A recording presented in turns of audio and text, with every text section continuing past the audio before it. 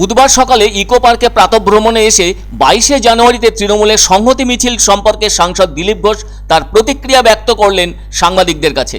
দিলীপবাবু বলেন, মমতা ব্যানার্জি যে জায়গায় পৌঁছে গেছেন তাতে তার আলাদা জাতীয় সঙ্গীত চাই, আলাদা জাতীয় পতাকা চাই, আলাদা কোর্ট চাই, আবার হয়তো আলাদা পার্লামেন্টও চাইবেন।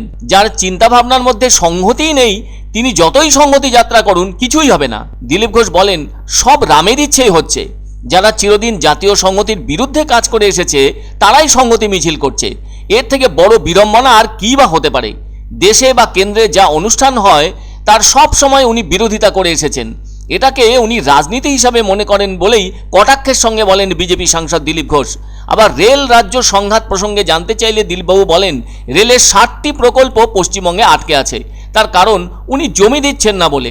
বারাসাতের কাছে এসে জাতীয় সড়ক আটকে গেছে। রাস্তা রেল কিছুই করতে দেবে না। মমতা ব্যানার্জি কোনোদিন উন্নয়ন নিয়ে ভাবেন না, শুধু রাজনীতি নিয়েই ভাবেন বলে জানালেন দিলীপ ঘোষ। শেখ শাহজাহান অধরা এবং আদালতের কড়া পর্যবেক্ষণ নিয়ে জানতে চাইলে দিলীপ ঘোষ বলেন, সাধু সন্তদের উপর প্রহিত করার বিষয়টি যেন ওদের রাজনীতি। কিছু দুষ্কৃতী যারা ওদের ভোট করায় তাদের এসব কাজে প্রয়োগ করা হয়, তাদেরই শেল্টার দেওয়া হয়, তাই শাহজাহানরা ধরা পড়ে না। বাঙালি হিসেবে বাইরে আমাদের মুখ দেখানো মুশকিল হয়ে যায় বলে জানান দিলীপ ঘোষ। অন্যদিকে রাহুলের ন্যায় সংহতি যাত্রায় একাধিক ধর্মীয় স্থান রয়েছে। এ ব্যাপারে দিলীপ ঘোষ বলেন, রাম মন্দির কেবল বিজেপির নয়, সারা দেশের, সারা বিশ্বের। এটা 500 বছরের স্বাভিমান। তার একটা সফল প্রতিফলন ঘটতে চলেছে ওই 22শে জানুয়ারি। রাহুল গান্ধী সারা দেশ ঘোরেন, দর্শন করেন, এতে তো আমাদের আপত্তি নেই। কিন্তু রাম মন্দির হচ্ছে অযোধ্যায়, উনি মণিপুরে কেন ঘুরে বেড়াচ্ছেন বুঝতে পারছি না। উনি কামাখ্যা দর্শন করুন, দ্বাদশ জ্যোতির্লিঙ্গ ঘুরুন, তাহলে আর কোর্টের উপর ওনাকে পইতে পড়ে কিছু প্রমাণ দিতে হবে না। অন্যদিকে নবদ্বীপ কলেজে গোলমাল প্রসঙ্গে দিলীপ ঘোষের প্রতিক্রিয়া জানতে চান সাংবাদিকরা। এ প্রসঙ্গে দিলীপবাবু বলেন, তৃণমূল কোথাও বিরোধীদের কিছু করতে দেবে না।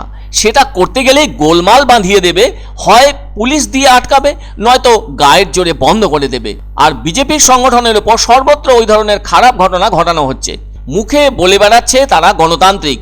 শাহজাহানকে নিয়ে গ্রেপ্তারি প্রসঙ্গে দিলীপ ঘোষ বলেন, আদালত বলুক না বলুক ওকে এখনই গ্রেপ্তার করা উচিত। ওই নেতা মুক্তাঞ্চল তৈরি করেছে।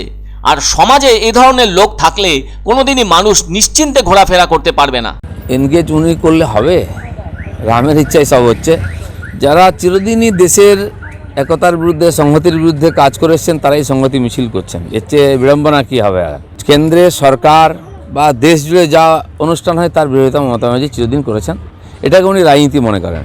তার জন্য আজকে এমন জায়গায় পৌঁছে গেছেন, তার আলাদা জাতীয় সঙ্গীত চাই, জাতীয় পতাকা চাই, আলাদা হয়তো কোর্টও চাইবেন, এমনকি আলাদা পার্লামেন্ট তৈরি করার কথা একসময় বলেছিলেন। তো যার ব্যবহারের মধ্যে, যার চিন্তাভাবনার মধ্যে কোথাও সংহতি একতা নাই, তিনি সংহতি যাত্রা যতই করুন কিচ্ছু হবে না।